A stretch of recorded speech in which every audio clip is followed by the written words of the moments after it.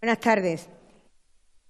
Para mí es un placer y un honor presentar a una persona que no necesita presentación.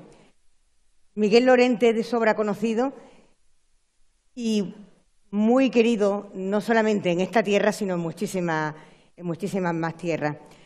Miguel Lorente, como ya sabéis, es médico forense, doctor en Medicina y Cirugía, fue director del Instituto de Medicina Legal y coordinador de todos los institutos de Medicina Legal durante una serie de años y director general de Asistencia Jurídica a Víctimas de Violencia. Realmente, entonces la consejería era diferente y estábamos en consejería diferente, pero fuiste mi antecesor, Miguel, además el primero que llevó a cabo una dirección general de asistencia a víctimas. Posteriormente ha sido delegado del Gobierno para la violencia de género y, algo muy importante, profesor titular en Medicina Legal en la Universidad de Granada, donde actualmente también es director de la Unidad de Igualdad. Miguel tiene una serie de publicaciones, más de 80, 12 libros, algunos títulos altamente conocidos, 12 premios, del cual yo voy a destacar por lo que para mí significa como afecto el Premio Meridiana del Instituto Andaluz de la Mujer. Es miembro de 5 sociedades científicas, ha tenido varias estancias en el extranjero, él la pone como aprendizaje y también docente, pero yo puedo decir que Miguel siempre está en el extranjero. De hecho, ahora viene de Argentina y yo siempre me sorprende que no tenga jet lag, porque él llega, está y al día siguiente está en Chile y cuesta mucho trabajo echarle el lazo. Pero también tengo que decir que si cuesta trabajo echarle el lazo porque se mueve mucho, no cuesta trabajo su colaboración. Este verano, estando en el extranjero, hemos tenido, como todos y todos los que estamos aquí, sabemos, su colaboración para todo, artículos, comité científico, dar su opinión y cada vez que se le pide para cualquier cuestión, ya sea un congreso como este, ya sea hablar en una asociación de mujeres, ya sea verse para tomar un café, Miguel siempre está dispuesto. Yo por eso, donde pone otros méritos que él tiene y muchos méritos, para mí, el mérito de ser un gran compañero y sobre todo creo que el gran mérito que tiene Miguel Lorente es que es pionero. Como persona creativa que es pionero en la lucha contra la violencia de género desde la masculinidad. Ha sabido respetar la historia, a todas las mujeres históricas que tenía anteriormente, reconocer a sus maestras y además establecer su lucha pionera, liderar y apoyar el feminismo, pero desde los hombres. Eso tiene, como siempre, todo mi cariño, respeto y admiración por esto, porque ser pionero en que desde la masculinidad y desde el apoyo de los hombres, como muchos de los que estáis aquí y muchos de los que no están, pero que también nos apoyan, lidera Miguel Lorente en pie de igualdad real. Miguel nos va a hablar de las nuevas masculinidades. Cuando quieras, Miguel. Muy bien, pues muchas gracias. Me voy a poner de pie para estar más cerca incluso de este maravilloso escenario. Yo me he quedado impresionado. De hecho, me imagino que me habréis visto hacer una foto porque realmente es impresionante entrar en una sala y comprobar que la sala está llena de personas, de hombres y mujeres deseosas y deseosos de saber y aprender y compartir referencias, conocimientos sobre la violencia de género. Creo que hoy la sala está llena de futuro y que es un futuro lleno de igualdad y sin violencia de género. Y es muy gratificante poder formar parte de esta sala y tratar de compartir algunas ideas, algunas reflexiones sobre la materia en concreto. Y quiero agradecer, antes de empezar, a María Ángeles sus palabras, porque, como ella ha dicho, su compañero, nos conocimos como médicos forenses, como médica forense ella, hace ya muchos años y ella sí fue una verdadera pionera en el abordaje de la violencia y en la atención a las víctimas de una dimensión mucho más allá de la técnica, de una dimensión mucho más humana, mucho más social, junto con su hermana Pilar, y siempre han sido una fuente de inspiración que nos ha permitido estar juntas más allá de lo que han sido las cuestiones estrictamente profesionales. Con lo cual, muchas gracias por esta trayectoria y muchas gracias por invitarme a formar parte. Yo soy un chico fácil, soy un hombre fácil. De hecho, ahora cuando estaba hablando, digo, soy una especie de aprendiz de bruja, no de aprendiz de brujo, sino de bruja, de esa mujer a la que el machismo ha calificado como bruja, simplemente porque se rebelaba y porque utilizaba toda su fuerza, toda su creatividad, todo su ingenio para convertir precisamente el machismo. Yo estoy feliz porque realmente si estoy aquí es porque he aprendido mucho de vosotras, de muchas mujeres que, como muy bien ha adelantado María Ángeles, habéis puesto las referencias para que podamos ir completándolas, compartiéndolas y ampliándolas en la medida de lo posible. Y también me siento feliz de haber colaborado con muchos hombres que también están aquí hoy para, desde la masculinidad, desde la reflexión, desde nuestra posición, desde nuestra crítica, pues compartir un poco todo ese debate y tratar de enriquecerlo con nuestras aportaciones.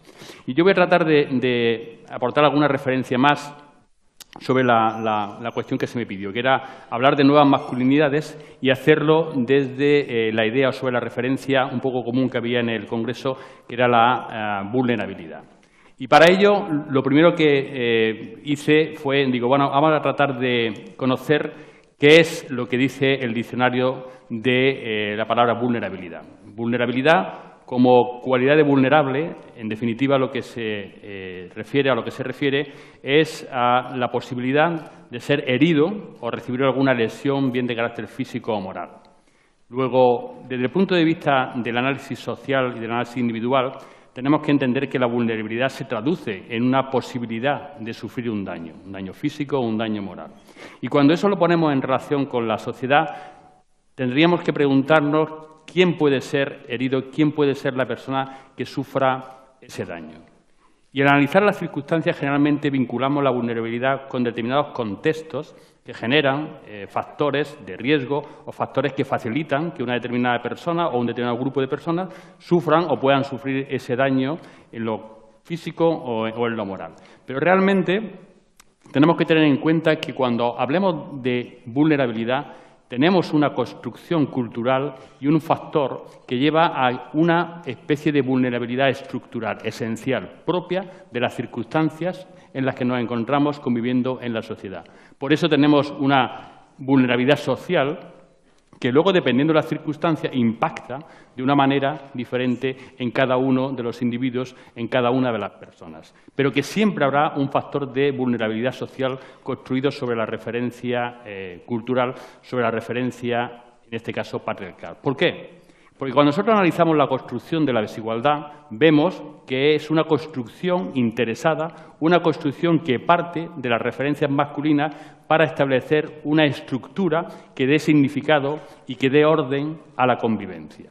No es una estructura casual, no es una deriva del tiempo, no es un accidente, no son elementos añadidos los que han dado lugar a la estructura que hoy organiza la convivencia en nuestra sociedad, sino que ha sido un diseño, una estrategia mantenida y reforzada progresivamente a lo largo del tiempo sobre las referencias masculinas. De manera que lo masculino ha sido tomado como lo común, como lo universal, como lo general, como lo de todos y todas, mientras que lo femenino ha quedado relegado a determinados ámbitos o espacios donde, a su vez, eran controlados por hombres, generalmente el padre, la pareja, el hermano mayor o cualquier otra figura masculina. Luego, esa construcción tiene una serie de características que generan vulnerabilidad. Esas características podemos resumirlas en estos elementos. Es una estructura de poder, no es una estructura derivada de una especialización, de una distribución de espacios y funciones para conseguir determinados objetivos comunes, sino que es una estructura interesada de poder. ¿Por qué? Porque quien está arriba tiene más ventaja para resolver los conflictos de manera beneficiosa a su posición. Y esa estructura, al ser un refuerzo positivo, el resolver los conflictos de manera interesada, pues se ha ido reforzando a lo largo del tiempo. Y si la desigualdad original, estamos hablando del Neolítico, hace más de 10.000 años, fue hombre-mujer, que fue la primera gran diferencia dentro del grupo de convivencia, conforme hemos ido tomando y adquiriendo conciencia del valor positivo de otros factores, como por ejemplo el color de la piel, como por ejemplo la ideología, como por ejemplo las creencias, como por ejemplo el origen geográfico, como por ejemplo la orientación sexual, hemos ido añadiendo factores para construir esa estructura jerarquizada de poder, para quien está en la posición de poder tener más ventajas y beneficios a la hora de resolver las cuestiones del día a día y a la hora de influir sobre el conjunto de la sociedad. Luego, la estructura jerarquizada es un diseño interesado que, a su vez, establece unas dinámicas propias dentro del grupo de convivencia. Y lo vamos a ir viendo un poco a poco. Pero además esa estructura ha utilizado la opresión como argumento de cohesión. Cuando hablamos de cohesión social en la desigualdad, no estamos hablando de cohesión social, estamos hablando de opresión, estamos hablando de control, estamos hablando de usar la fuerza para mantener esa estructura. No hay una relación de tú a tú, no se comparten elementos, sino que se roban elementos para dejar la posición de dependencia y para usar la fuerza o la amenaza de su uso para mantener esa estructura. Luego, no hay una realidad, en realidad una cohesión social, sino que realmente vivimos una situación de opresión social.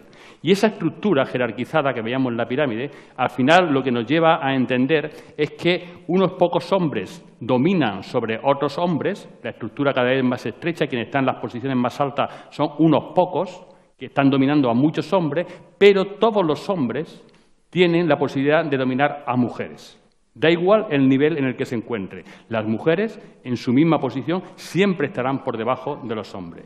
Y eso permite que las dinámicas influyan de manera positiva en el sentido de que a los hombres se les transmite la idea de que existe permeabilidad hacia arriba. Cualquier hombre puede, en teoría, subir a una jerarquía superior a través del esfuerzo, el trabajo, el reconocimiento, etcétera, etcétera.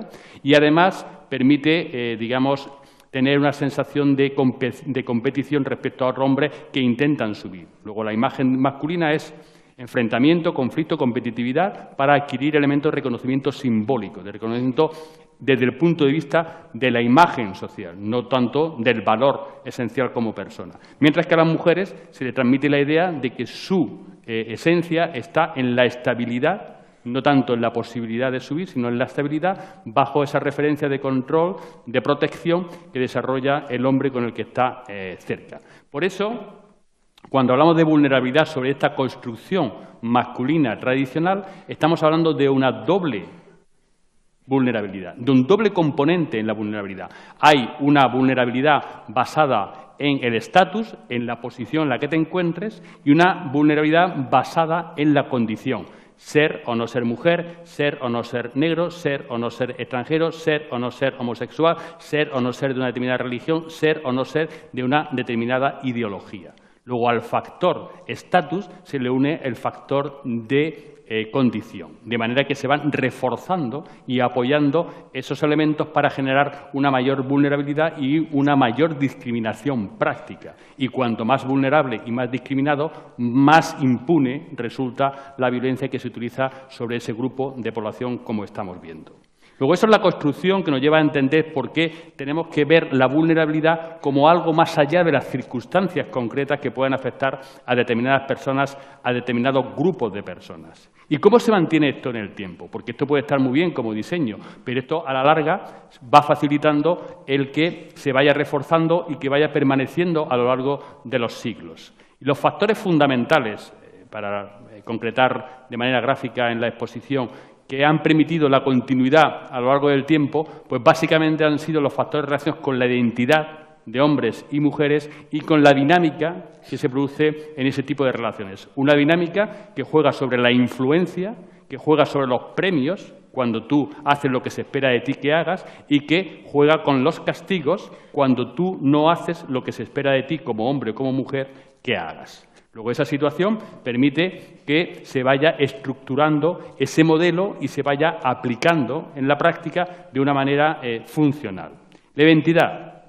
La identidad, para que haya tenido éxito a lo largo de tantos siglos, ha necesitado un soporte biológico, un soporte objetivo, un soporte estructural. Si yo digo que los hombres, por ser hombres, son más capaces, tienen más posibilidad de triunfar, están más preparados para retar lo desconocido, para enfrentarse ante circunstancias inesperadas, bueno, podría ser admitido, podría ser valorado durante un tiempo, pero el que haya permanecido a lo largo de toda la historia sistemáticamente sin una cuestión, digamos, realmente potente como para derrumbar esa construcción, se debe fundamentalmente a que la identidad de hombres y de mujeres tiene el soporte de lo biológico, del sexo, de lo cercano, de lo inmediato, de lo percibible, ¿no? Entonces, construir la identidad sobre el sexo permite que los valores asociados a lo masculino, fundamentalmente la fuerza y la razón, tengan un reconocimiento y un valor añadido sobre aquello que no se le reconoce a las mujeres porque se dice que no lo tienen. Por un lado, la fuerza, algo bastante, digamos, cercano y admisible, y por otro lado, la razón. Y fijaos que no es ninguna broma, porque cuando nos vamos al diccionario de la Real Academia, volvemos al diccionario, y al analizar la figura de la idea de hombre, vemos que en la segunda acepción habla de que el hombre es un ser, un varón, criatura racional de sexo masculino. Bien, una definición concreta, limitada, pero bien. Entonces dice uno, ¿qué es ser mujer? Vámonos al diccionario y decimos, ¿qué es ser mujer? Y podríamos decir, no hace falta que vayamos al diccionario porque ser mujer es fémina, criatura racional de sexo femenino, ¿no? Pues si nos vamos al diccionario no aparece la referencia racional. No es un valor, un elemento que históricamente haya estado asociado a la idea de ser mujer. No quiere decir que no lo tenga, pero no la define como tal. Es una construcción cultural y se ha construido sobre esa referencia basada en el cuidado, en el afecto, en el cariño, pero no en la razón. Y, de hecho, es algo que aparece en el día a día y que hay quien cree realmente que el valor de lo racional es un valor asociado muy directamente a lo masculino. Pero esos elementos relacionados con la identidad de hombres y mujeres, a su vez, han permitido establecer una serie de funciones sobre las condiciones que consideramos propias de los hombres y de las mujeres. Y, por lo tanto, a los hombres se nos dice que la función dentro de las relaciones de pareja y de familia básicamente es el sustento y la protección, mientras que a las mujeres lo que se les dice que la identifica dentro de las relaciones de pareja y de familia es la maternidad, el afecto, el cariño y el cuidado. Esas condiciones son trampa. Primero, porque no van asociadas directamente a esos elementos que se han definido como masculinos y femeninos. Y, en segundo lugar, porque facilitan una construcción social y cultural a raíz de ellas. A los hombres les desarrolla la idea de posesión, aquello que yo protejo y mantengo es mío. Y a las mujeres la idea de sumisión. Yo soy protegida y mantenida por alguien a quien pertenezco. Y eso es algo que la cultura refuerza y lo hemos visto en los libros que el Arzobispado de Granada publicó y editó en relación a la potenciación de esas ideas. Estas ideas, que no vamos a entrar hoy en profundidad, pero están en la base de lo que es el uso de la violencia a través de lo que se considera que es propio de hombres y mujeres. Pero no es solo la identidad. Sobre esta identidad vemos que hay una serie de dinámicas en las relaciones que facilitan el que las circunstancias se mantengan sobre las mismas referencias históricas. Y dentro de esas influencias tenemos, por ejemplo, los premios y vemos que aquellos hombres que se comportan como hombres según el modelo tradicional tienen más éxito en la sociedad, tienen más reconocimiento en la sociedad. Tienen acceso a elementos de valor simbólico, el estatus, el dinero, lo económico, la ropa, el reloj, el coche, la casa, el reconocimiento profesional, etcétera, etcétera. Luego vemos que son estudios que se han publicado en revistas de psicología y que permiten premiar a aquel hombre que se comporta como se espera que se comporte un hombre, además en el mejor de los sentidos, como buen padre de familia, dedicado al trabajo para que sus hijos y sus hijas puedan ser alguien el día de mañana, etcétera, etcétera. Pero en cualquier caso, premia a los hombres que tienen esa referencia, digamos, tradicional. Al mismo tiempo, una cosa que pone de manifiesto los estudios sociológicos, uno de los últimos que se han hecho en España ha sido el del CIS del año pasado, en marzo del 2014, los hombres, trabajando prácticamente igual que las mujeres, tienen cada día un 34% más de tiempo libre, de tiempo para el ocio, que las mujeres. Cada día.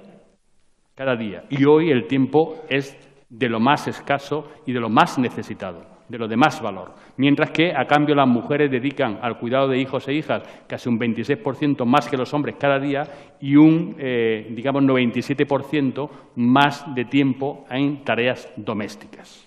Y lo hacen porque no tienen la posibilidad, porque le han dicho que sus funciones están muy asociadas a esos elementos de cuidado, de mantener el factor doméstico dentro del orden. Y luego están los castigos. La posibilidad de castigos que los hombres perciben como un ataque por parte de todo aquello que cuestiona lo que son las referencias tradicionales. Castigos en forma de denuncias falsas, y en lugar de plantear un debate sobre lo que está ocurriendo, lo evitan hablando directamente de denuncias falsas o también atacando los instrumentos que nos hemos dado para resolver los problemas de la desigualdad y los problemas de la violencia de género, atacando la ley integral de violencia o contra la violencia de género, hablando de que es una ley que rompe directamente con la presunción de inocencia, que es una ley que va contra los hombres.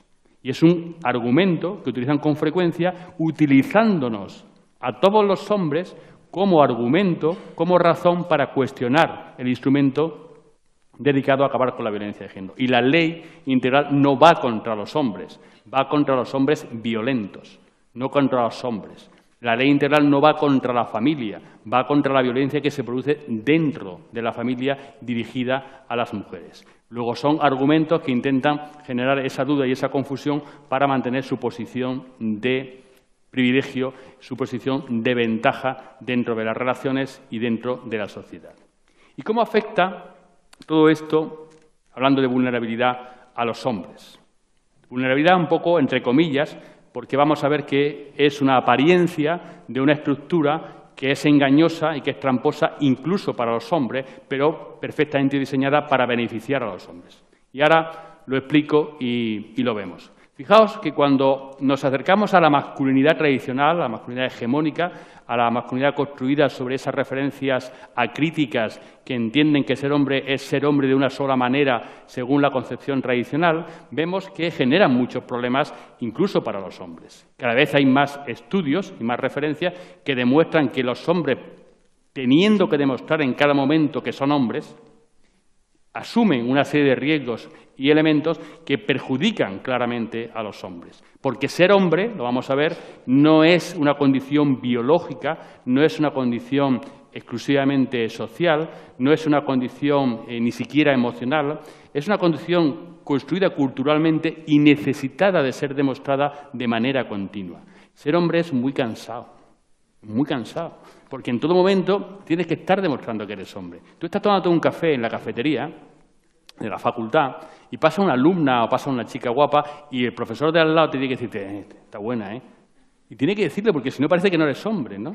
Si tienes una cosa así, entonces, son factores que tienes que estar en todo momento un poco demostrando tu hombría, demostrando tu virilidad, demostrando esos elementos asociados a la masculinidad. Y sin ir más lejos, eso no solo queda a nivel anecdótico en lo que hemos comentado, sino que genera riesgo y genera problemas. De hecho, la noticia que apareció ayer, vemos, pues, intentando ahora que está muy de moda los selfies en situaciones de riesgo, como estos dos chicos en Australia pues, han estado a punto de matarse por hacerse un selfie con el que compartir y demostrar su capacidad y su valentía en cualquier circunstancia. Luego son factores que están ahí. Y, de hecho, cuando analizamos elementos que afectan a los hombres de una manera muy directa, como por ejemplo la violencia, vemos que el 95% de los homicidios que se producen en el mundo los sufren hombres por parte de otros hombres. Luego crean una estructura de competitividad, de enfrentamiento, de conflicto que termina en violencia y que termina en la muerte de los hombres por parte de otros hombres. Curiosamente, el machismo y el posmachismo nunca habla de esta violencia que sufren los hombres, sino que solo hablan de la violencia que las mujeres ejercen contra los hombres, cuando la principal causa de homicidios y de violencia que sufren los hombres son la que desarrolla o es la que desarrolla otros hombres. Pero de esa no hablan porque es cuestiones de hombres. Y entre hombres lo resolvemos como haya que resolverlo. Pero es un factor que afecta directamente a los hombres, al cual habría que unir pues, todo lo relacionado con los accidentes de tráfico. Hay más víctimas en los accidentes de tráfico hombres que mujeres, teniendo los diferentes elementos de corrección. Sufren además más accidentes laborales, sufren más accidentes en el tiempo de ocio a través de digamos, actividades de riesgo. Además, no asumen determinados cuidados y prevenciones que dan lugar a enfermedades que podrían haber sido evitables perfectamente. Y luego está todo el tema del suicidio, que también hay mayor suicidio por esas características vinculadas a la masculinidad tradicional que sufren y asumen los hombres como parte, entre comillas, de su masculinidad. ¿Y cuál es el planteamiento que hacen estos hombres desde una posición rígida, acrítica, basada en la masculinidad tradicional? ¿Cuál es su planteamiento ante esta realidad? Muy fácil. No tienen que cuestionar nada, no tienen que cuestionar la cultura, los valores, las ideas, las creencias, nada. Para ellos la solución es sencilla. La culpa de todo la tienen las mujeres. Entonces, el problema de los hombres son las mujeres. y lo reducen todo, o casi todo, directamente a que las mujeres se quedan en casa mientras ellas quieren salir a trabajar, que las mujeres gastan mucho y les exigen mucho y tienen que echar más horas para poder mantener la familia. Siempre hay un argumento, incluso en el suicidio. En el suicidio llegando a la barbaridad. Esto fue una información que apareció en las redes sociales y que tuvo una gran divulgación, hablando de que los hombres se suicidaban en el año 2010, 8.835 suicidios de hombres, pero no que se han suicidado por problemas psicológicos, problemas psiquiátricos, por problemas económicos, no, por divorcios abusivos. Por divorcios abusivos, culpabilizando directamente del suicidio de los hombres a las mujeres. Aparte de la barbaridad de concluir eso, hay un pequeño detalle que no tuvieron en cuenta, y es que en ese año, en el año 2010, los hombres que murieron por suicidio fueron 2.456. Pero ellos lo subieron a 8.000 y pico muertes por suicidio para intentar de aumentar la crítica y potenciar el debate crítico frente a las mujeres y frente a la igualdad. Pero decía que esa teórica vulnerabilidad de los hombres, en realidad, afectándole y necesitando que tomen conciencia para también ser un factor del cambio, no el factor de cambio, pero sí un factor más para el cambio y avanzar hacia la igualdad, esa teórica normalidad está realmente construida sobre las ventajas y los beneficios que le producen a los hombres. ¿Por qué? Porque esa normalidad social y cultural lo que sí genera de manera directa es una situación de vulnerabilidad estructural en las personas que están situadas en una posición inferior, en una posición más baja, tanto por el estatus como por la condición. Y esas personas, cuando hablamos de igualdad de género, son las mujeres. ¿Cómo se manifiesta esto? Pues cuando hablamos de una conducta violenta, vemos que es una conducta violenta que se lleva a cabo por parte de un hombre dentro de un contexto social y cultural. Y ese contexto cercano permite explicar y entender por qué o para qué se lleva a cabo esta violencia. Es decir, cuál es el objetivo que pretende un agresor cuando lleva a cabo una conducta desde esa posición individual. No está al margen del contexto, digamos, interpersonal que forma el exoambiente. Pero, a su vez, esa situación está influida por lo que es el factor social que justifica la motivación, el para qué, y, a su vez, el factor cultural es el que da lugar a un significado dentro de esa conducta determinada. Un significado que está basado en la construcción del género. Luego, cuando tenemos violencia de género, cuando vemos conductas individuales, tenemos que entender que están influidas para llevar a cabo y alcanzar un objetivo por ese contexto más cercano, por el contexto social y por el contexto cultural. ¿Por qué sistemáticamente cada año en España hay más de 600.000 casos de violencia de género? Tiene que haber factores comunes a cada uno de estos individuos que deciden llevar a cabo la violencia para que esa conducta se repita sistemáticamente con esa dimensión y año tras año. 600.000 casos de violencia de género en un año, 600.000 otros, 600.000 otros, 600.000 otros, 600.000 otros, tiene que deberse a factores comunes en cada uno de esos casos, a cada uno de esos casos. No puede verse a 600.000 hombres que se han salido del redil de la masculinidad, que se han salido del redil de la convivencia, sino que lo hacen desde dentro de ese contexto social y cultural levantado sobre las referencias masculinas para conseguir determinados objetivos a través de una justificación, porque mi mujer me lleva a la contraria, porque mi mujer no hace lo que yo le digo, porque es una mala madre, porque es una mala esposa, porque es una mala ama de casa. Siempre hay una motivación que justifica el uso de la violencia para corregir o para castigar. Son las dos grandes referencias. Y eso es lo que encontramos cuando vemos que el Eurobarómetro en toda la Unión Europea habla de un 3% de población en Europa, no solo en España, que entiende que la violencia de género es aceptable en algunas circunstancias, incluso un 1% entiende que es aceptable en cualquier circunstancia.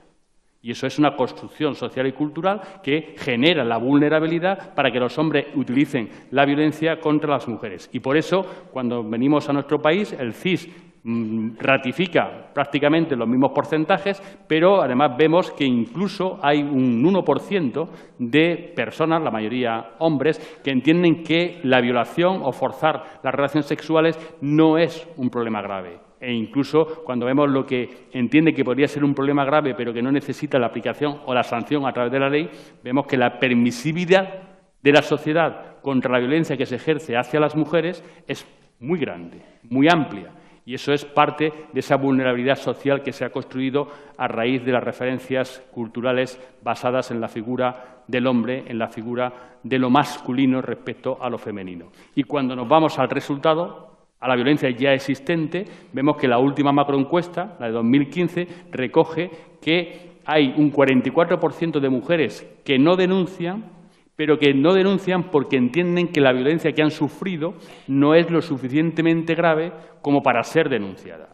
Es decir, todavía en el año 2015 estamos hablando o estamos ante situaciones similares a las que me decían a mí cuando empezaba como médico forense en el año 88, esa frase de «mi marido me pega lo normal».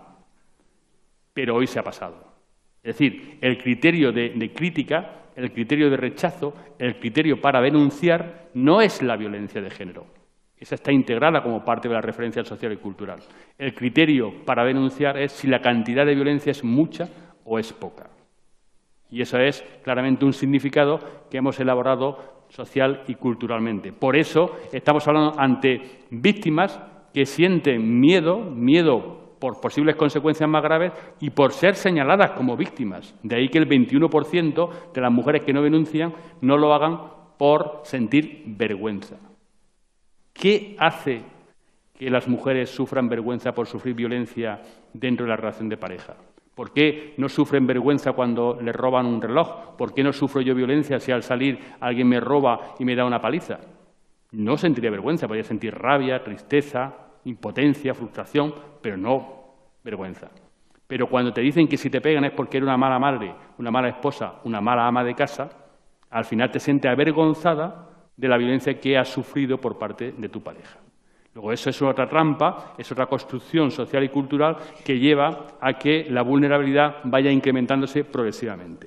Pero una vulnerabilidad que en los hombres, en los agresores, se traduce en impunidad. Por eso la vulnerabilidad tenemos que entenderla siempre asociada no solo a la víctima, sino a quien genera el problema.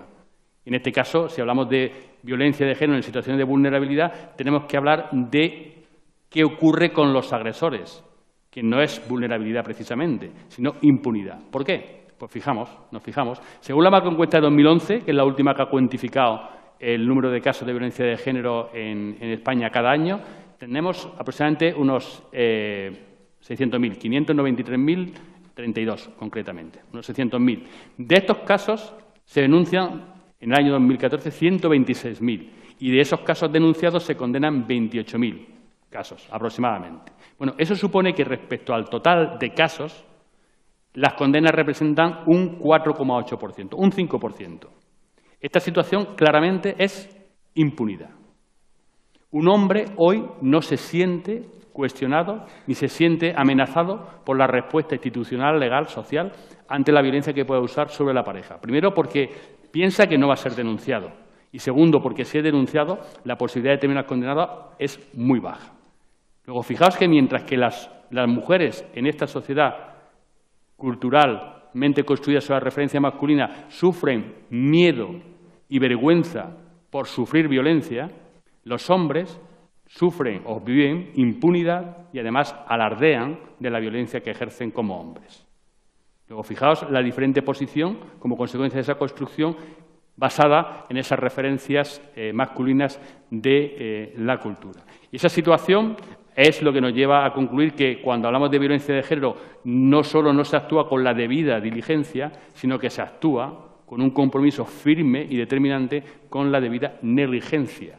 No hacer las cosas como hay que hacerlas para evitar que la situación se mantenga y para concluir, cuando conocemos el caso, la decisión en términos de justicia, en términos de salud, en términos sociales que resuelvan el problema. Luego hay una negligencia estructural que influye en los profesionales, hoy no vamos a hablar, pero por ejemplo se sabe que hay un proceso de deificación del agresor o de la víctima o envilecimiento de la víctima o del agresor que influye a la hora de posicionarse y dar significado en la investigación forense, en la investigación policial, y está estudiado. Entonces, todos esos factores al final hacen que el resultado sea muy claro porque el hombre, el agresor, desaparece.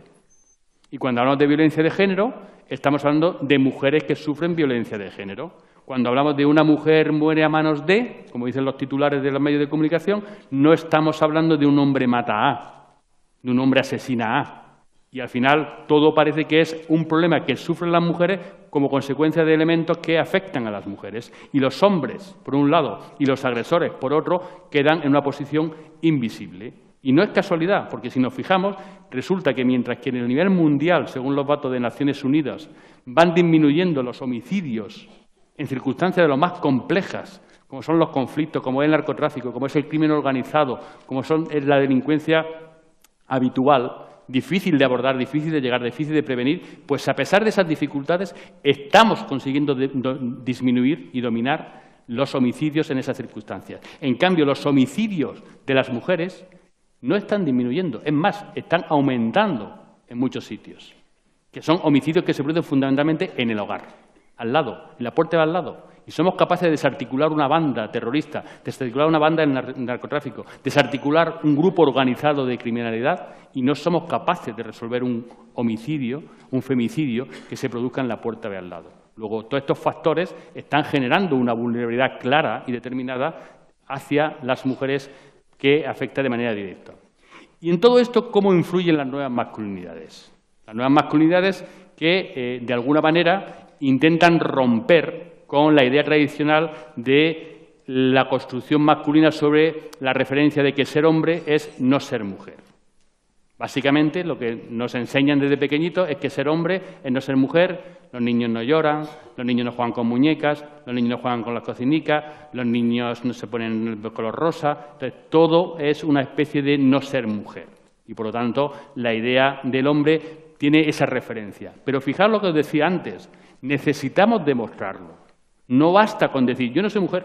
No basta. Tienes que demostrar que no eres mujer y tienes que hacerlo comportándote como hombre en cada momento. ¿Por qué? Porque ser hombre, esa condición de hombre desde el punto de vista social, no es algo implícito a lo genético ni a lo biológico. Es algo que tiene que ser reconocido por los otros hombres.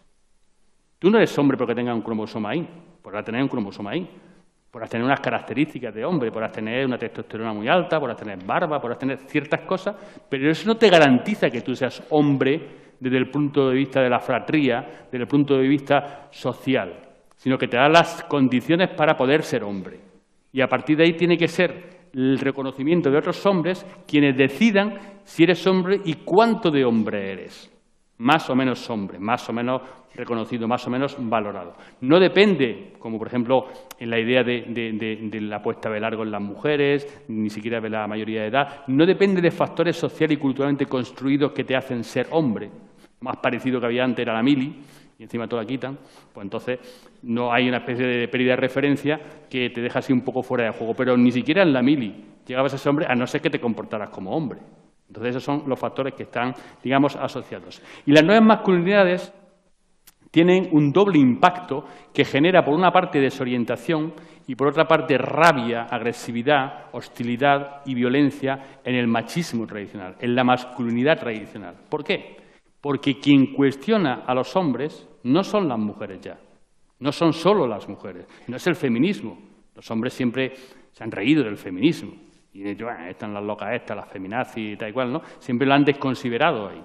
Entonces ahora son otros hombres los que cuestionamos la masculinidad tradicional. Otros hombres que, además de llamarnos feminazis y todo lo demás, no han puesto otros nombres. Por ejemplo, a mí me llaman mucho en Twitter mangina. Mangina es la unión de man, hombre y vagina. Entonces somos manginas, que venimos a ser, en plan moderno y postmachista, el típico calzonazos, ¿no? El hombre que se pliega a los deseos y a los intereses de las mujeres porque no tiene criterio ni personalidad para ser hombre. Entonces nos convertimos en bichos raros. Yo ya era traidor, desde que empecé a trabajar en estos nombres me llaman el traidor, pues ahora yo soy un traidor mangina y seguiré sumando ahí adjetivos más o menos imaginativos. ¿Por qué? Porque a los hombres les molesta mucho que la crítica a su posición nazca de otros hombres que además rompen con la idea de macho o de masculinidad tradicional y por otros hombres que además tienen y asumen elementos históricamente y tradicionalmente vinculados a lo femenino, a las mujeres, y que tienen como referencia para esa construcción y esa transformación social al feminismo, a las feministas. que es lo que decía María Ángeles. Entonces, el doble impacto que las nuevas masculinidades tienen sobre la masculinidad tradicional hegemónica machista es que se lleva a cabo la crítica por parte de otros hombres, por otros hombres que además asumen roles, espacios, tiempos femeninos y que además lo hacen en nombre del feminismo, con lo cual es el demonio en directo. Entonces, actúan de una manera muy beligerante y actúan. Y por eso los hombres siempre han tenido una necesidad de reivindicarse con una afirmación en positivo y además una graduación, como decía antes. Hombres de verdad, hombres que se visten por los pies, hombres de pelo en pecho, hombre tal. Siempre era una especie de confirmación de la hombría. Y como decía hace tiempo Guardiola, hace falta hombres de verdad, ¿no? Pero ¿qué es un hombre de verdad? Ya sabemos que hay hombres de verdad, por lo visto, y hombres de mentira. Entonces, ¿qué es un hombre de verdad y qué es un hombre de mentira? Pues evidentemente, según el modelo y según el marco de interpretación y significado, pues tendremos una conclusión distinta. Por eso, las nuevas masculinidades contribuyen, ojo con lo que digo, así, hacen falta, pero de alguna manera están contribuyendo a un espacio de vulnerabilidad. ¿Por qué? Y están contribuyendo a mucho más. Pero fijémonos lo que estamos comentando hasta el momento actual. Si ser hombre es no ser mujer, según el modelo tradicional. Si las mujeres están cambiando a posiciones de los hombres, si los hombres están cambiando a posiciones de las mujeres, y si ese cambio no se está produciendo de manera simétrica, de manera armónica, de manera homogénea, sino que hay muchas más mujeres que están cambiando para ocupar espacios, tiempos y roles que le habían sido negados, impedidos a lo largo de la historia, mientras que los hombres que están cambiando hacia posiciones ocupadas e identificadas con lo femenino son menos, al final se está generando una especie de debilidad estructural que está facilitando el que la respuesta de los machistas sea más violencia. ¿Por qué? Porque realmente no estamos debilitando al machismo, estamos quitándole espacio, lo cual es una forma de debilitamiento, pero fundamentalmente el machismo se está concentrando y está respondiendo con mucha más violencia, con mucho más machismo, ante la posición y el cambio social que se está produciendo, liderado y protagonizado por las mujeres. Es muy importante que diferenciemos entre el espacio que le estamos quitando, que se lo estamos quitando al machismo, y el debilitamiento del machismo, que no es tanto. No es tanto. Y, por lo tanto, están recurriendo a más fuerza y violencia. Y esa transformación asimétrica, es decir, de mujeres que cambian, pero hombres que no cambian tanto, está dando lugar a un incremento de la violencia. Si comparamos las macroencuestas en 2000, bueno, la primera en 1999, 2002, 2006 y 2011, cada vez la figura en rojo, la barra en rojo, hay más violencia.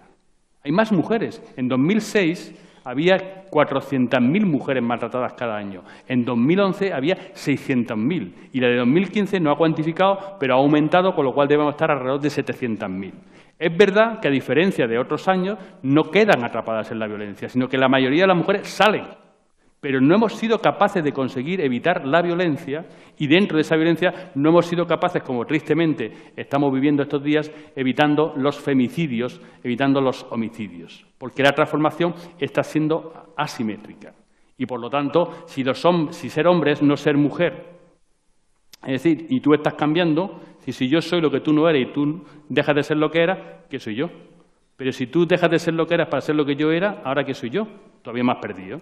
Entonces, hay una especie de pérdida de desorientación que está haciendo que muchos hombres, en lugar de participar en la reflexión y analizar cuáles son los factores de cambio para unirse a ellos, lo que están haciendo es replegarse sobre elementos más tradicionales, sobre elementos más machistas. Lo estamos viendo en los hombres en general y lo estamos viendo sobre todo en la juventud.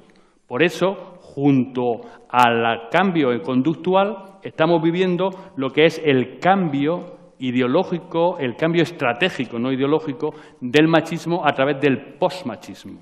El posmachismo básicamente lo que quiere es que continúe el machismo, que continúen las referencias tradicionales. ¿Pero cómo lo hace? No puede decir que las mujeres son inferiores intelectualmente, eso lo dicen los machistas. Pero el posmachismo no dice eso. El posmachismo lo que busca es generar la confusión. ¿Por qué? Porque esa confusión lo que hace es generar la duda genera distancia al problema, a la realidad social, la distancia genera pasividad y la pasividad lo que hace es que todo siga igual. Y si todo sigue igual, todo sigue sin cambiar bajo las referencias de la cultura machista tradicional. Por lo tanto, cuando hablamos de violencia de género, por ejemplo, ¿qué dice el posmachismo? Denuncias falsas. ¿Qué dice el posmachismo? Las mujeres también son maltratadoras. ¿Qué dice el posmachismo? Todas las violencias son importantes. Y la sociedad oye ese mensaje neutral, aparentemente lógico, armónico, coherente, y dice, pues verdad, ¿y por qué tenemos que tener una ley contra la violencia de género? ¿Y por qué tenemos que tener una ley tal? Entonces, no se posiciona. Y, de hecho, cuando vemos el CIS, solamente un 1% considera la violencia de género grave. Un 1%. Un 1% a pesar de que cada mes, de media, asesinan a 4 o 5 mujeres. Pues solamente es un problema grave para el 1% de los españoles, que no es el 1%, que es el 90% de ese 1% son mujeres y un 20% de hombres.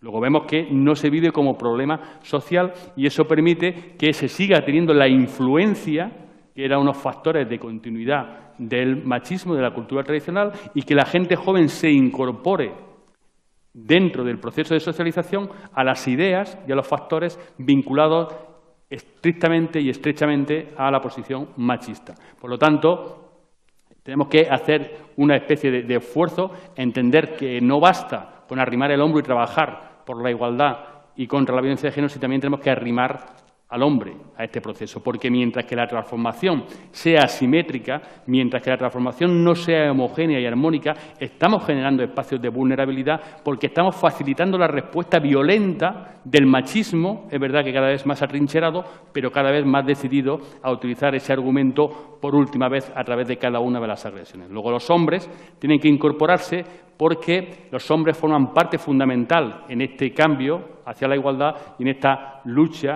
en este trabajo para erradicar la violencia de género. Pero los hombres no se implican. No se implican. Y tenemos que llamar a los hombres. Yo lo decía muchas veces, cuando estaba en la delegación del Gobierno en Madrid, en el Ministerio de Igualdad, con Viviana Aido, lo decía, hay que llamar a los hombres, aunque sea para que no vengan. Porque si no vienen, ya sabemos que no quieren venir. Pero si no lo llamamos, se quedarán en esa neutralidad aparente que realmente no es tal. Porque si tú no vas y no haces por acabar con la violencia de género, por acabar con la desigualdad, estás haciendo para que continúe, porque ya está. No es algo que puede pasar, sino ya está pasando. O te posicionas en contra o estás facilitando que continúe. Y los hombres que usan la violencia están utilizando tu argumento, te están usando a ti como hombre para usar la violencia, porque lo hacen en nombre de los hombres, en nombre de las referencias tradicionales. Pero los hombres prefieren mantener esa neutralidad porque si se deciden a actuar contra la violencia de género, tienen indefectiblemente que cuestionarse qué son ellos como hombres. No puedes ser hombre para cuestionar el resultado de la violencia de género, si es mucha o es poca, si el homicidio es inadmisible o es admisible. Sino que si tú realmente te posicionas ante la violencia de género, tendrás que posicionarte ante tu propia realidad, tendrás que mirarte al espejo social y decidir si sigues siendo hombre de esa manera o cambias. Y si quieres acabar con la violencia de género, no te queda otra que cambiar. Y, por lo tanto, es una situación que se produce. Porque luchar contra la violencia de género es luchar contra la cultura que da lugar a ella. Tenemos que entenderlo. No es luchar contra los 600.000 maltratadores cada año, ni es luchar contra los 70 homicidas cada año. Es luchar contra aquello que tienen todos en común. Cada uno de los 600.000 hombres que maltratan y de los 70 que matan tienen en común el machismo. Ese ser hombre social y culturalmente, no el hecho de ser hombre biológicamente. Por eso no todos los hombres son maltratadores y por eso no todos los hombres son asesinos, como muchos creen que decimos. No, decimos que los que son, pero los otros no tienen por qué serlo. Pero si tú no entiendes que todos los maltratadores y todos los asesinos tienen en común el machismo, difícilmente podremos acabar con la violencia de género. Es lo que José Ángel Valente, en un poema, hablaba de la solidez gremial de la injusticia. La injusticia no es individual. Tú puedes actuar de manera injusta puntualmente, pero la injusticia como realidad, como elemento, como característica de la convivencia es social. Y la injusticia basada en la violencia, en la desigualdad, en la discriminación, es una injusticia construida sobre las referencias masculinas y perpetuada a través de las conductas, básicamente, de los hombres. Si no entendemos esto, difícilmente podremos encontrar una solución a este laberinto interesado que han construido los hombres dentro de la sociedad. Por lo tanto, tenemos que luchar y tenemos que trabajar contra la desigualdad, contra el machismo, cambiando la masculinidad por la nueva masculinidad, cambiando la violencia por la convivencia, cambiando la desigualdad por igualdad y manteniendo la normalidad, pero la normalidad basada en la referencia de hombres y mujeres, no solo en la referencia de lo masculino, en la referencia de los hombres. En definitiva, tenemos que invertir para invertir la situación. Cambiar la desigualdad por igualdad, cambiar la violencia por convivencia, cambiar lo que es la injusticia por la justicia y hacerlo con compromiso, con decisión, con determinación, exigiendo a las instituciones, exigiendo el pacto de Estado, pero implicándonos cada uno y cada una a nuestro nivel particular. Porque cada uno y cada una podemos hacer mucho, no algo, mucho por acabar con la desigualdad y por acabar con la violencia de género. El futuro nunca es un accidente, yo insisto, el futuro es un resultado. Tenemos que entenderlo, el futuro es la consecuencia de lo que hagamos o dejemos de hacer. No podemos echarnos las manos a la cabeza cuando dentro de unos días ocurra un nuevo homicidio, ocurra algo como si fuera algo imprevisible, algo inesperado, algo que no tendría por qué ocurrir. Cuando te preguntan por qué siguen matando a las mujeres, muchas veces digo yo, ¿y por qué no? ¿Por qué no? ¿Qué ha cambiado? ¿Qué ha cambiado? ¿O qué ha cambiado lo suficiente para que eso no ocurra? Tenemos que entender que la raíz está en el machismo, que los hombres que han matado a las mujeres estos últimos 3 días, hace un año nadie pensaba, ni posiblemente nadie sabía que algún día ni siquiera ellos que matarían a sus parejas, pero lo han hecho. Como hoy, muchos hombres que no piensan para nada matar a sus parejas, incluso agredirlas, terminarán haciéndolo, porque están creciendo, están identificándose, están integrándose dentro de esa cultura machista. Luego, si no hacemos por cambiar esa cultura machista, difícilmente podemos evitar los resultados que genera esa propia cultura machista. Uno de los elementos, no el único, es el trabajo con las nuevas masculinidades, que se entienda que hay muchas formas de ser hombre, no solo una y basada en el modelo tradicional, y así unirnos al movimiento feminista, unirnos a las mujeres para alcanzar definitivamente la igualdad y erradicar de una vez por todas la violencia de género, porque es posible. De hecho, hace unos datos, ya con esto termino, hace unos días Naciones Unidas dijo que la igualdad real se alcanzará dentro de 200 años. Pero una noticia muy buena, yo siempre lo digo, es muy buena. ¿Por qué? Porque hace 5 años dijo que se alcanzaría en 500 años. Luego en 3 años le hemos quitado 300. Luego en 2 años podemos quitar los 200 que nos quedan. Pero hay que hacerlo con trabajo y con determinación. ¿De acuerdo? Pues muchas gracias. Dispuesto a elegir que nos acompañe la igualdad en lugar de la fuerza. Gracias.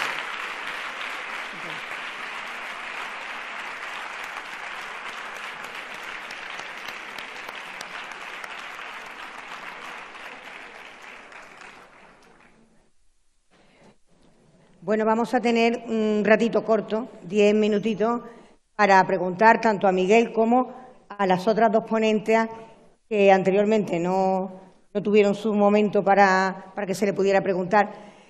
Vamos a intentar ser muy breve, por favor, que sean preguntas y todo lo que se quiera después aportar o explicar o cualquier cuestión lo podemos hacer a través de la plataforma, donde además ella y Miguel contestará muy gustosamente a sus preguntas. ¿Alguien tiene alguna pregunta? Van a ser 10 minutitos. La verdad es que con las luces no veo nada, entonces no sé si alguien quiere preguntar. Gracias.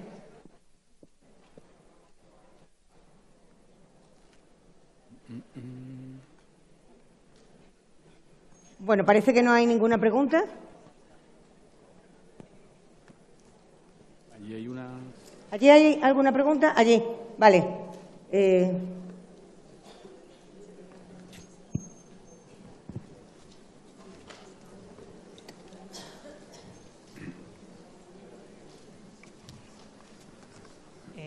Yo voy a ser un poquito rebelde en este tema, no voy a plantear una pregunta, te planteo un poco una cuestión, una dificultad a ti, Miguel. A mí me gusta muchísimo el tema de las nuevas masculinidades, sin embargo, encuentro muchas resistencias para trabajar sobre este tema. Cuando vas a abordar en algún programa el tema de las nuevas masculinidades y hablas que esto es una nueva estrategia, es un abordaje que tiene que estar presente para trabajar en lo que es la igualdad y luchar contra la violencia de género, hay una reacción a la defensiva tanto en un lado como en otro. En un lado como en otro me refiero tanto en el género masculino como en el femenino. Por parte de las políticas se considera políticamente incorrecto esto de abrir el espacio a las masculinidades porque parece que está dejando en un segundo lugar la importancia que tiene la violencia que está sufriendo las mujeres. Y es algo que yo entiendo que hay una falta de información y de concienciación de lo importante que es abordar la violencia de género de una forma, de una perspectiva más integral, más amplia. Y esto me lo encuentro muchísimo. Es decir, cuando tú dices, vamos a trabajar, por ejemplo, con los adolescentes, los mandatos de género, para trabajar la violencia de género, dice, ¿cómo que con los chicos? Sí, vamos a crear espacios comunes y espacios propios.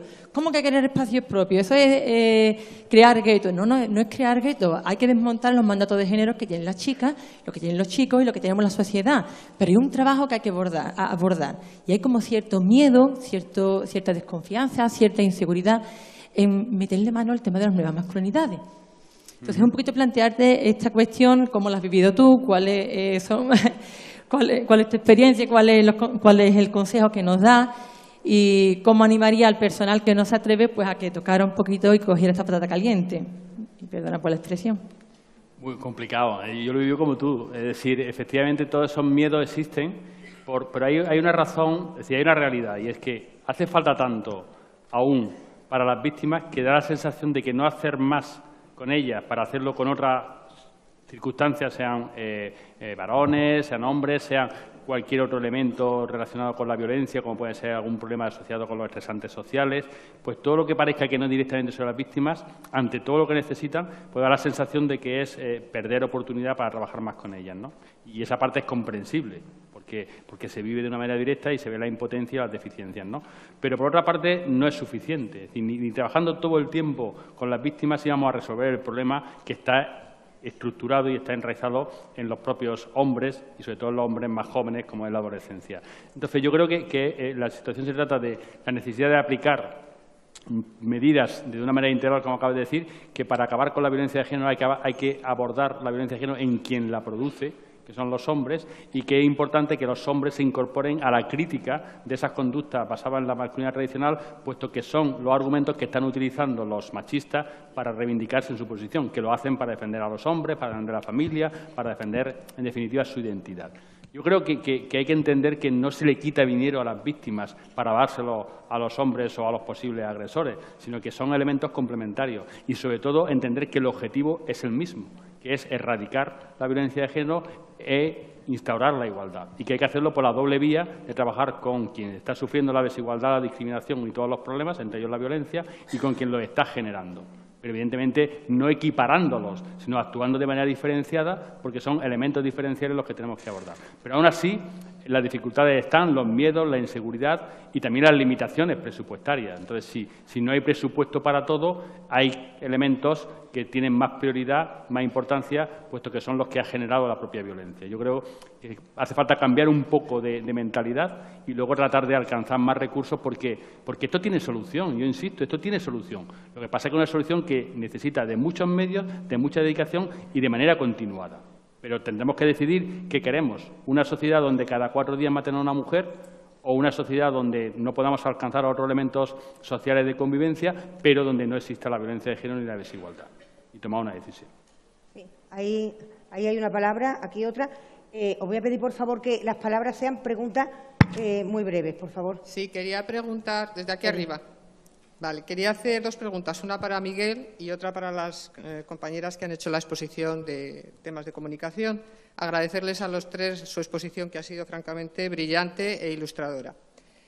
A Miguel quería, cuando has dicho lo de la solidaridad gremial de la injusticia, me ha recordado las palabras de Hannah Arendt sobre la banalidad del mal, ¿no? Cómo la sociedad formamos parte también, al ser testigos y no protestar y no enfrentarnos a las situaciones de violencia en los chistes, en cantidad de cosas donde el micromachismo se filtra continuamente en los medios de comunicación, etcétera, etcétera. Me gustaría preguntarte si tienes alguna propuesta o estás trabajando en algo relacionado con chavales para este tema de nuevas masculinidades, cómo trabajarlo en adolescentes, en institutos y demás, porque estamos viendo que hay un germen que no garantiza un futuro especialmente favorable para eliminar la violencia de género. Y a las compañeras de los medios de comunicación, cuando habéis hablado de todo el tema publicitario, me preocupa especialmente esas imágenes que incluyen pues, el típico anuncio de detergentes donde se ve a la abuelita, a la mamá y a la niña perpetuando la limpieza de las manchas y la eliminación de las manchas más pertinaces. Entonces, ¿cómo trabajar en los medios de comunicación y la publicidad evitando que se perpetúe esa imagen de futuro poco brillante para las mujeres y poco favorecedor? Bien, con relación a la pregunta que me has hecho, directamente no estoy trabajando. Sí hoy hablando con Juan Ignacio Paz, hemos estado hablando del programa que está desarrollando el Instituto Andaluz de la Mujer con unos resultados muy positivos, porque además están detectando que los instrumentos que habitualmente utilizaban con personas mayores no son eficaces, no tienen el mismo impacto y resultado en la gente más joven. Entonces, yo creo que esos programas especializados por gente especialista en la adolescencia y en la juventud son los que tenemos que desarrollar porque, como bien apuntas, la esperanza en el cambio a través del tiempo es nula, es inexistente. El tiempo lo que ha hecho ha sido consolidar la desigualdad y consolidar la violencia. Si esperamos que el tiempo resuelva el problema que genera el tiempo, estamos totalmente confundidos y confundidas. Entonces, yo creo que esos programas, como el del Instituto Andaluz de la Mujer y otros que están funcionando, son los que tienen que llevarse a cabo, entendiendo que tienen que ser específicos para las personas, los chicos y las chicas de esa edad. Entonces, quizás te puedan informar de manera más directa de los resultados a través del programa del Instituto Andaluz de la Mujer. ¿Vosotras? Sí. Yolanda. En nuestro caso, estamos trabajando en centros públicos, en educación primaria y en educación secundaria. Hay estudiantes que están haciendo sus trabajos fin de máster y fin de grado aplicando test y post-test sobre el tema de violencia machista.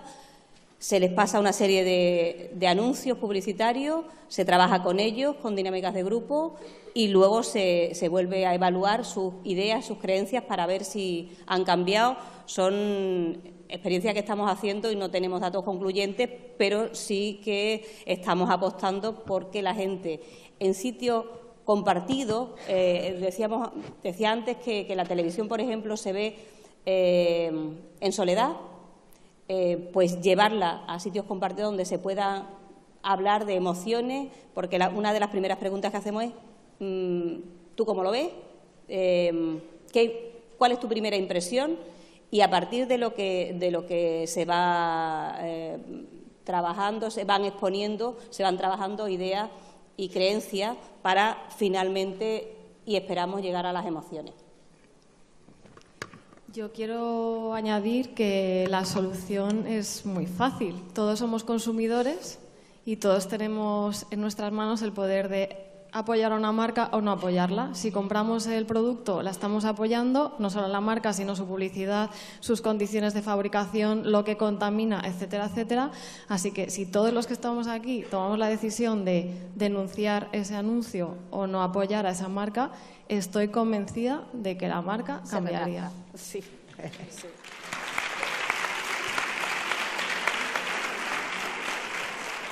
Hay una palabra pedida por Sí, aquí. ya. Sí. Bueno. Buenos días.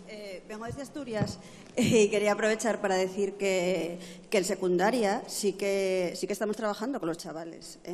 No lo vemos, quiero decir, no se ve la dificultad, puesto que la prevención tiene que partir del ámbito educativo. Y creo que Miguel Lorente conoce el programa Ni ogros ni princesas. Y solamente quería decir eso. ¿Me dejáis? Ni ogros ni princesas. Está colgado en el Instituto Asturiano de la Mujer. Y bueno, trabajamos con los chicos y trabajamos con las chicas. Y nada más. Sí, no, que os iba a leer, que tengo aquí una escena de Crepúsculo. Ah, bueno. Dice Edward, Bella, tus trastornos de personalidad son como latigazos. Dice Edward, te dije que era mejor que no fuéramos amigos, no que no quisiera serlo. Bella, ¿qué significa eso? Edward, significa que si fueras lista te alejarías de mí. Bella, Digamos, por el placer de discutir, que no soy lista. ¿Me dirías la verdad? Edward, no, seguramente no.